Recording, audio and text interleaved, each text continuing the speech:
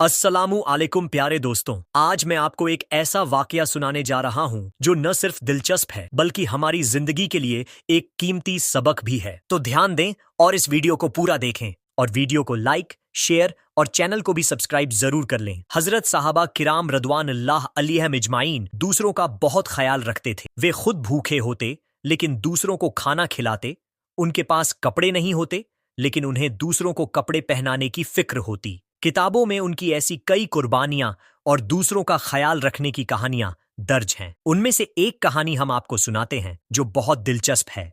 हजरत अब्दुल्लाह बिन उमर फरमाते हैं कि किसी शख्स ने एक सहाबी को तोहफे के तौर पर बकरी की सीरी भेजी। उस सहाबी ने सोचा कि मेरे फलां साथी ज्यादा जरूरतमंद हैं क्योंकि उनके घर में ज्यादा लोग हैं, इसीलिए उसने वो सीरी अपने साथी के पास भेज दी। उसे भी अपने एक तीसरे साथी का ख्याल आया कि वो मुझसे ज्यादा मोहताज हैं और उनके घर भी ज्यादा लोग हैं, तो उसने वो सीरी अपने तीसरे साथी के पास भेज दी। तीसरे को भी इसी तरह का ख्याल आया तो उसने चौथे के पास भेज दी, चौथे ने पांचवे के पास, और इस तरह से वो सीरी 7 घरों से घूमते हुए आखिरकार उसी पहले साहबी के घर पहुंच गई।